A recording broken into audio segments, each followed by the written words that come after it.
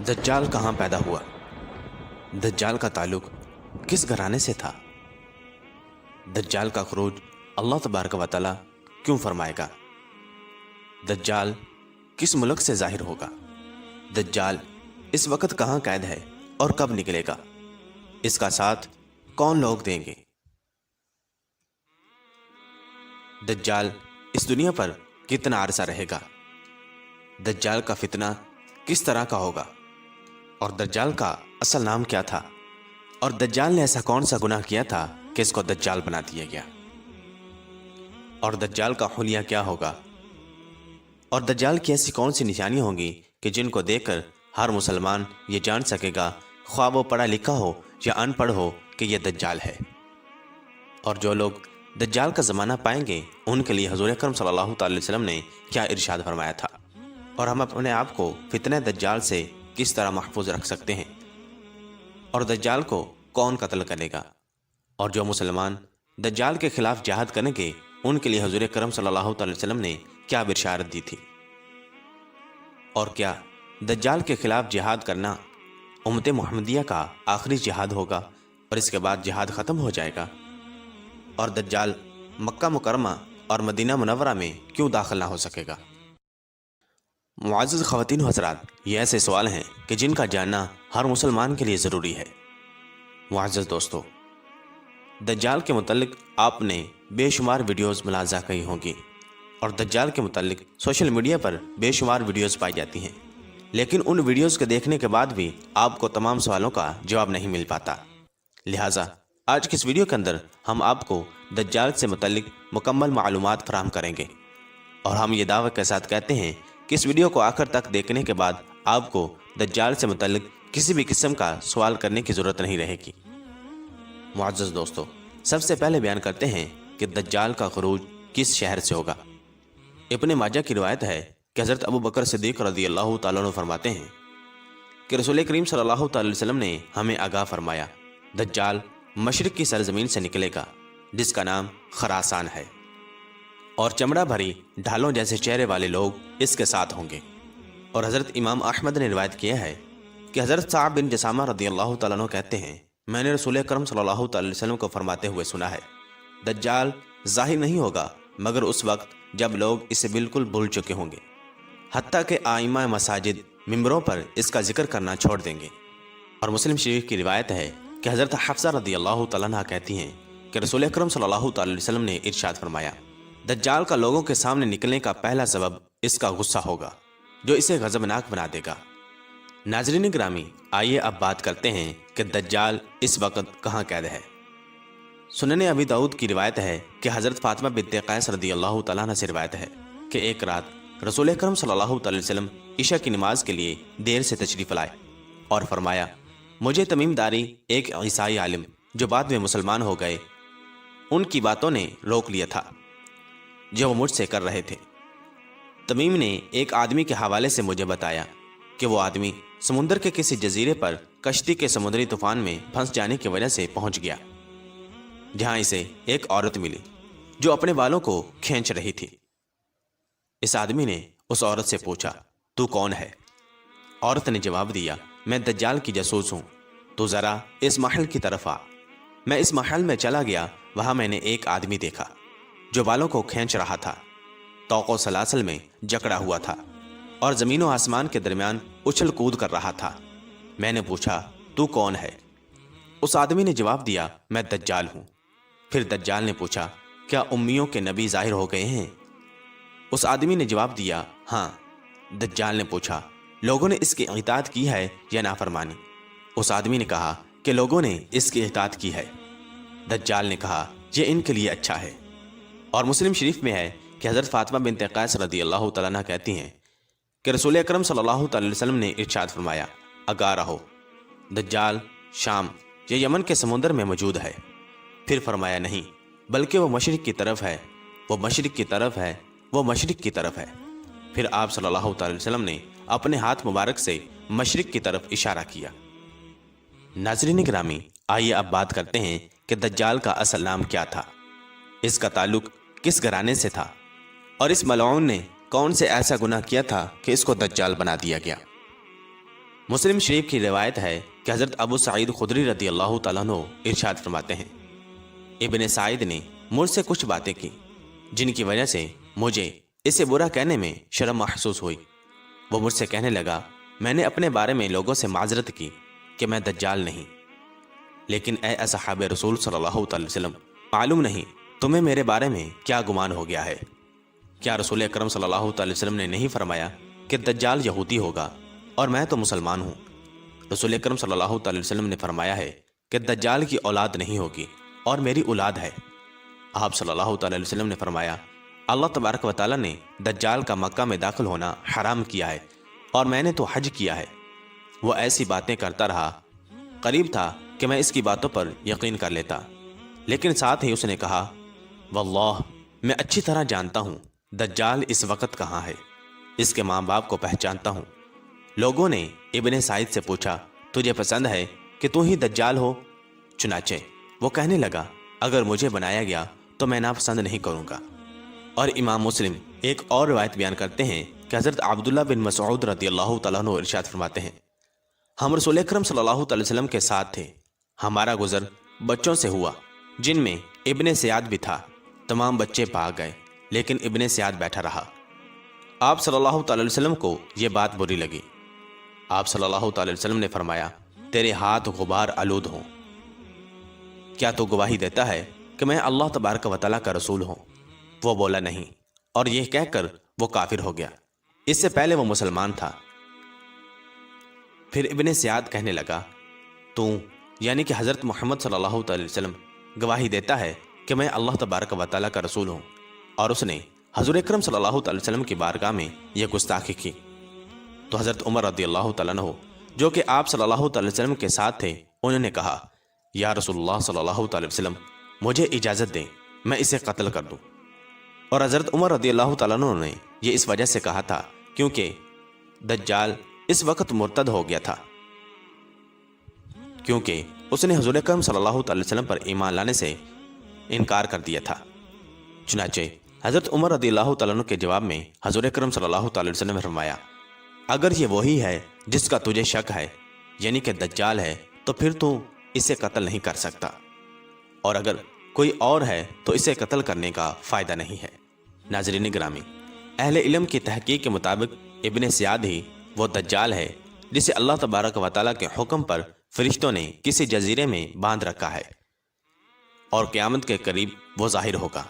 اگرچہ وہ مدینہ میں پیدا ہوا اور مکہ مکرمہ میں اس نے حج بھی کیا، لیکن جب وہ فتنہ پیدا کرنے کے لیے ظاہر ہوگا، یعنی کہ جب اللہ تبارک و تعالیٰ اس کو قرب قیامت میں ظاہر کرے گا، تو وہ مکہ مکرمہ میں داخل نہیں ہو سکے گا اور نہ ہی مدینہ منورہ میں داخل ہو سکے گا، جس طرح کہ اللہ تبارک و تعالیٰ کے پیارے حبیب صلی اللہ تعالی وسلم نے ارشاد فرمایا ہے۔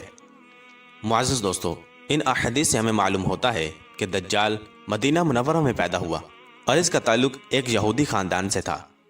بعد میں وہ مسلمان ہو گیا تھا، لیکن پھر جب حضور اکرم صلی اللہ تعالی وسلم نے اسے اسلام کی دعوت دی تو اس نے انکار کیا اور مرتد ہو گیا۔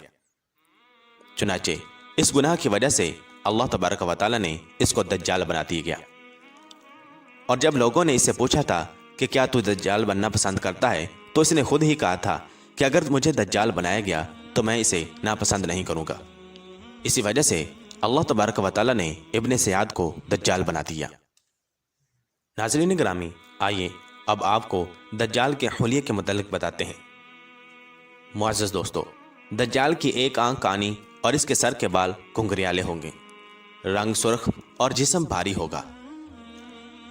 دجال کی دونوں آنکھوں کے درمیان کافر لکھا ہوگا، اور آپ صلی اللہ علیہ وسلم نے یہ بھی بات ارشاد فرمائی کہ کافر کا لفظ ہر مسلمان پڑھ سکے گا، خواہ وہ پڑھا لکھا ہو یا ان پڑھ ہو۔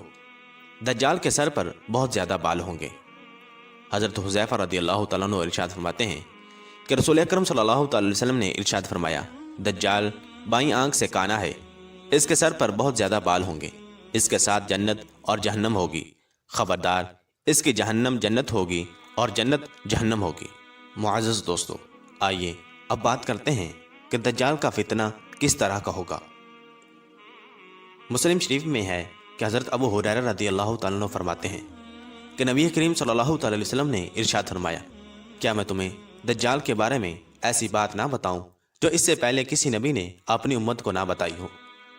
وہ یہ ہے کہ دجال کانا ہوگا اور وہ اپنے ساتھ جنت اور جہنم جیسی چیزیں لے کر آئے گا۔ جسے وہ جنت کہے گا دراصل وہ جہنم ہوگی، اور جسے وہ جہنم کہے گا وہ دراصل جنت ہوگی۔ اور حضرت حذیفہ رضی اللہ تعالیٰ عنہ نبی اکرم صلی اللہ تعالی وسلم سے روایت کرتے ہیں کہ آپ صلی اللہ تعالی وسلم نے دجال کے بارے میں ارشاد فرمایا، اس کے ساتھ پانی اور آگ ہوگی، در حقیقت اس کی آگ ٹھنڈا پانی ہوگا اور اس کا پانی آگ ہوگی، خبردار اپنے آپ کو ہلاک نہ کر لینا۔ معزز دوستو، دجال کے حکم سے آسمان سے بارش برسے گی، زمین سے گھاس اور اناج وغیرہ اگے گا، جانور پہلے سے زیادہ دودھ دینا شروع کر دیں گے، اور دجال لوگوں کو مارے بھی گا اور مارنے کے بعد ان کو دوبارہ زندہ بھی کرے گا۔ ناظرین گرامی، یہ دجال کا فتنہ اس قدر شدید ہوگا کہ بہت سارے لوگ دجال کے پیروکار ہو جائیں گے اور اس پر ایمان لے آئیں گے، کیونکہ یہ اس طرح کے شعبے دکھائے گا کہ جن کو دیکھ کر بہت سارے لوگ اپنے ایمان سے ہاتھ دھو بیٹھیں گے۔ معزز دوستو، اب یہاں پر یہ سوال پیدا ہوتا ہے کہ دجال کا فتنہ اس قدر شدید ہوگا تو اللہ تبارک و تعالیٰ اس کو ظاہر کیوں فرمائے گا؟ محققین کا کہنا ہے کہ اللہ تبارک و تعالیٰ لوگوں کی آزمائش کے لیے دجال کو بعض کاموں کی قدرت دے گا، جس طرح کہ اللہ تبارک و تعالیٰ نے لوگوں کی آزمائش کے لیے شیطان کو وسوسہ ڈالنے کا اختیار دیا ہے۔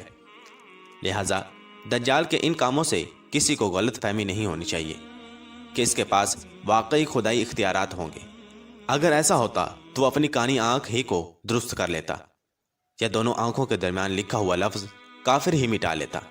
دجال کا خروج فقط لوگوں کی آزمائش کے لیے ہوگا، کیونکہ اللہ تبارک و تعالیٰ یہ جان سکے کہ کون اللہ تبارک و تعالیٰ پر صدق دل سے ایمان لاتا ہے اور قائم رہتا ہے، اور کون اللہ تبارک و تعالیٰ اور اس کے رسول صلی اللہ تعالی وسلم سے منہ موڑ کر دجال پر ایمان لاتا ہے۔ جس طرح کہ اللہ تبارک و تعالیٰ قرآن پاک میں ارشاد فرماتا ہے، هو الذی خلق الموت والحیات لیبلوکم ایکم احسن عملا، وہی وہ ذات ہے کہ جس نے موت اور زندگی پیدا کی تاکہ وہ جان سکے کہ تم میں سے کس کا عمل بہتر ہے۔ معزز دوستو، ظہور دجال کے بعد کسی کا بھی ایمان لانا قابل قبول نہیں ہوگا۔ حضرت ابو ہریرہ رضی اللہ تعالیٰ عنہ ارشاد فرماتے ہیں کہ رسول اکرم صلی اللہ تعالی علیہ وسلم نے فرمایا، 3 باتیں ظاہر ہونے کے بعد کسی ایسے شخص کو ایمان لانا فائدہ نہیں دے گا جو اس سے پہلے ایمان نہیں لایا یا حالت ایمان میں کوئی نیک کام نہیں کیا۔ نمبر 1، سورج کا مغرب سے طلوع ہونا۔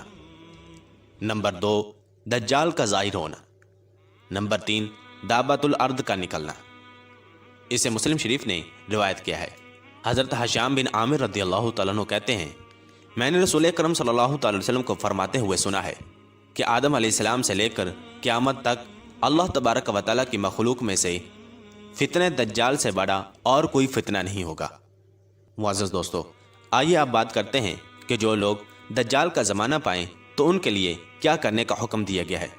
دجال کا زمانہ پانے والے لوگوں کو دجال کا آمنا سامنا کرنے سے گریز کرنے کا حکم دیا گیا ہے۔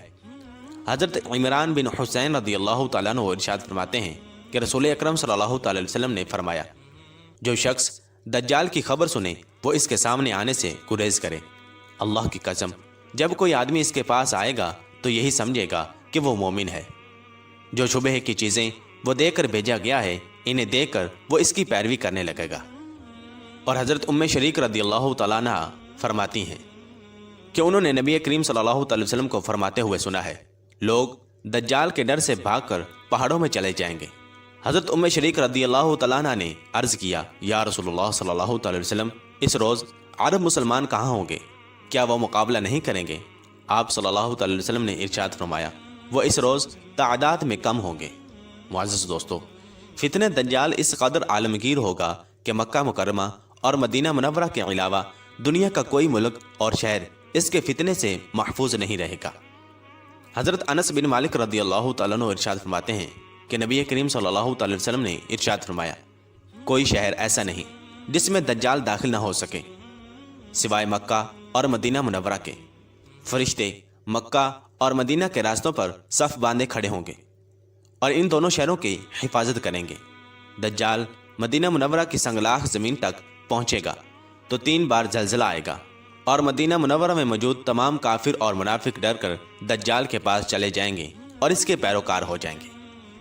معزز دوستو، آئیے اب بات کرتے ہیں کہ دجال اس دنیا پر کتنا عرصہ رہے گا۔ حضرت نواس بن سمعان رضی اللہ تعالیٰ عنہ کہتے ہیں، ایک روز رسول اکرم صلی اللہ تعالی وسلم نے دجال کا ذکر فرمایا اور نصیحت فرمائی، اے اللہ کے بندو، ثابت قدم رہنا۔ ہم نے عرض کیا، دجال کتنی مدت تک زمین میں رہے گا؟ آپ صلی اللہ تعالی وسلم نے ارشاد فرمایا، 40 روز، جن میں سے پہلا دن 1 سال کے برابر ہوگا، دوسرا دن 1 مہینہ کے برابر ہوگا اور تیسرا روز ہفتہ کے برابر ہوگا، اور اس کے بعد 37 روز تمہارے شب و روز کے برابر ہوں گے۔ ہم نے عرض کیا، یا رسول اللہ صلی اللہ تعالی وسلم، پہلا دن جو سال کے برابر ہوگا، اس میں 1 دن کی 5 نمازیں ہی کافی ہوں گی؟ حضور اکرم صلی اللہ تعالی وسلم نے ارشاد فرمایا، نہیں، اپنے روز و شب کا اندازہ کر کے سال بھر کی نمازیں پڑھنا۔ اسے مسلم شریف نے روایت کیا ہے۔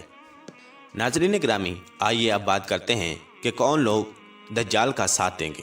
مسلم شریف کی روایت ہے کہ حضرت انس بن مالک رضی اللہ تعالیٰ عنہ کہتے ہیں کہ رسول اکرم صلی اللہ تعالی وسلم نے ارشاد فرمایا، اصفہان یعنی کہ ایران کے شہر کے 70,000 یہودی سیاہ چادریں اوڑے ہوئے دجال کا ساتھ دیں گے۔ اور حضرت ابو بکر صدیق رضی اللہ تعالیٰ عنہ ارشاد فرماتے ہیں کہ رسول اکرم صلی اللہ تعالی وسلم نے فرمایا، دجال مشرق کی سرزمین سے ظاہر ہوگا، جسے خراسان کہا جاتا ہے۔ بہت سی قومیں اس کے ساتھ ہوں گی، جن کے چہرے چمڑا لگی ڈھالوں کی طرح ہوں گے۔ اسے ترمذی شریف نے روایت کیا ہے۔ محدثین یہ کہتے ہیں کہ ممکن ہے چوڑے چہرے والی اقوام سے مراد روس، چین، جاپان، فلپائن اور کوریا وغیرہ کی اقوام مراد ہوں۔ واللہ ورسولہ عالم، اور کافر اور منافق بھی دجال کا ساتھ دیں گے۔ ناظرین گرامی، آئیے اب بات کرتے ہیں کہ دجال کو کون قتل کرے گا۔ مسلم شریف کی روایت ہے کہ حضرت نواس بن سمعان رضی اللہ تعالیٰ عنہ کہتے ہیں، رسول اکرم صلی اللہ تعالی وسلم نے ارشاد فرمایا، جب اللہ تبارک و تعالی حضرت مسیح ابن مریم علیہ السلام کو بھیجے گا تو وہ دمشق کے مشرق کے حصہ میں مسجد کے سفید مینارے کے پاس اپنے دونوں ہاتھ 2 فرشتوں کے کندھوں پر رکھے ہوئے اتریں گے۔ جب حضرت عیسیٰ علیہ السلام اپنا سر جھکائیں گے تو ان کے سر سے پانی کے قطرے ٹپکیں گے، جیسے ابھی ابھی غسل کیا ہو۔ جب اپنا سر اٹھائیں گے تو چاندی کے موتیوں کی طرح سفید قطرے ان کے بالوں سے ڈھلکتے نظر آئیں گے۔ ان کے سانس کی ہوا جس کافر تک پہنچے گی وہ مر جائے گا۔ حضرت عیسیٰ علیہ السلام کے سانس کا اثر وہاں تک پہنچے گا جہاں تک ان کی نگاہ پہنچے گی۔ آسمان سے نازل ہونے کے بعد حضرت عیسیٰ علیہ السلام دجال کو تلاش کریں گے اور لد کے مقام پر اسے قتل فرمائیں گے۔ معزز دوستو، یہاں پر آپ کو ہم بتاتے چلیں کہ آج کل لد کے مقام پر اسرائیل کا ہوائی اڈا ہے، اور مسلم شریف کی روایت ہے کہ حضرت ابو ہریرہ رضی اللہ تعالیٰ عنہ ارشاد فرماتے ہیں کہ رسول اکرم صلی اللہ تعالی وسلم نے ارشاد فرمایا، حضرت عیسیٰ علیہ السلام آسمان سے نازل ہوں گے اور مسلمان کو نماز پڑھائیں گے۔ پھر جب اللہ تبارک و تعالیٰ کا دشمن دجال حضرت عیسیٰ علیہ السلام کو دیکھے گا تو یوں گھلنے لگے گا جس طرح نمک پانی میں گھلتا ہے۔ اگر حضرت عیسیٰ علیہ السلام اسے چھوڑ دیتے تب بھی حضرت عیسیٰ علیہ السلام کے خوف سے گھل گھل کر مر جاتا، لیکن اللہ تبارک و تعالیٰ اسے حضرت عیسیٰ علیہ السلام کے ہاتھوں قتل کرائے گا، اور حضرت عیسیٰ علیہ السلام اپنے نیزے پر دجال کا خون لوگوں کو دکھائیں گے۔ معزز دوستو، سب سے بڑھ کر مزے کی بات یہ ہے کہ دجال کے خلاف جہاد میں ایک بھی یہودی زندہ نہیں بچے گا، حتیٰ کہ کسی پتھر یا درخت کی آڑ میں کوئی یہودی چھپا ہوگا تو وہ پتھر اور درخت پکارے گا، اے مسلمان، میرے پیچھے یہودی چھپا ہے، اسے قتل کر۔ حضرت ابو ہریرہ رضی اللہ تعالیٰ عنہ ارشاد فرماتے ہیں کہ رسول اکرم صلی اللہ تعالی وسلم نے ارشاد فرمایا، قیامت قائم نہیں ہوگی یہاں تک کہ مسلمان یہودیوں کے خلاف جنگ کریں گے، جس میں مسلمان یہودیوں کو قتل کریں گے، حتیٰ کہ اگر کوئی یہودی کسی پتھر یا درخت کے پیچھے چھپا ہوگا تو وہ پتھر یا درخت بولے گا، اے مسلمان، اللہ کے بندے، ادھر آ، میرے پیچھے یہودی چھپا ہے، اسے قتل کر۔ آپ صلی اللہ تعالی وسلم نے ارشاد فرمایا کہ غرقد کا درخت ایسا نہیں کرے گا کیونکہ وہ یہودیوں کا درخت ہے۔ عزیز دوستو، یہ یاد رہے، غرقد ایک کانٹے دار درخت ہے جو بیت المقدس کی طرف عام پایا جاتا ہے۔ یہودی اسے اپنا قومی درخت سمجھتے ہیں۔ معزز دوستو، آئیے آپ بات کرتے ہیں کہ جو لوگ دجال کے خلاف جہاد کریں گے تو اللہ تبارک و تعالیٰ نے ان کے لیے کیا بشارت عطا فرمائی ہے۔ رسول اکرم صلی اللہ تعالی وسلم کے آزاد کردہ غلام حضرت ثوبان رضی اللہ تعالیٰ عنہ کہتے ہیں کہ رسول اکرم صلی اللہ تعالی وسلم نے ارشاد فرمایا، میری امت کی 2 جماعتوں کو اللہ تبارک و تعالیٰ آگ سے محفوظ فرمائے گا۔ ایک جماعت وہ جو ہندوستان کے خلاف جہاد کرے گی، اور دوسری وہ جماعت جو حضرت عیسیٰ بن مریم علیہ السلام کے ساتھ مل کر دجال کے خلاف جہاد کریں گے۔ اسے امام نسائی نے روایت کیا ہے۔ اور امت محمدیہ کا آخری مارکہ دجال کے خلاف جہاد ہوگا، اس کے بعد جہاد ختم ہو جائے گا۔ حضرت عمران بن حسین رضی اللہ تعالیٰ عنہ کہتے ہیں کہ رسول اکرم صلی اللہ تعالی وسلم نے ارشاد فرمایا، میری امت سے ایک جماعت حق کی خاطر ہمیشہ جہاد کرتی رہے گی اور غالب رہے گی اس پر جو ان سے یعنی مسلمانوں سے دشمنی رکھے گا، حتیٰ کہ میری امت کا آخری گروہ مسیحی دجال کے خلاف جہاد کرے گا۔ معزز دوستو، آئیے اب بات کرتے ہیں کہ ایسی کون سی دعا ہے کہ جس کو پڑھنے سے ہم اپنے آپ کو دجال کے فتنہ سے محفوظ رکھ سکتے ہیں۔ حضرت اماں عائشہ صدیقہ رضی اللہ تعالیٰ عنہ ارشاد فرماتی ہیں کہ رسول اکرم صلی اللہ تعالی وسلم نماز میں درود شریف کے بعد یہ دعا مانگا کرتے تھے، اے اللہ، میں تیری پناہ مانگتا ہوں عذاب قبر سے، مسیح دجال کے فتنہ سے، زندگی اور موت کے فتنوں سے، گناہ اور قرض سے۔ اسے بخاری اور مسلم نے روایت کیا ہے۔ اور حضرت ابو دردہ رضی اللہ تعالیٰ عنہ سے روایت ہے کہ نبی اکرم صلی اللہ تعالی وسلم نے ارشاد فرمایا، جس نے سورہ کہف کی پہلی 10 آیات یاد کر لیں تو وہ فتنہ دجال سے بچا لیا جائے گا۔ اللہ تبارک و تعالیٰ سے دعا ہے کہ اللہ تبارک و تعالیٰ ہمیں اور ہماری آنے والی نسلوں کو فتنہ دجال سے محفوظ رکھے، ہمیں نیک اعمال کرنے اور گناہوں سے بچنے کی توفیق عطا فرمائے، اور ہمیں اپنی زندگی قرآن و سنت کے مطابق گزارنے کی توفیق عطا فرمائے۔ آمین بجاہ نبی الامین صلی اللہ تعالی علیہ وسلم۔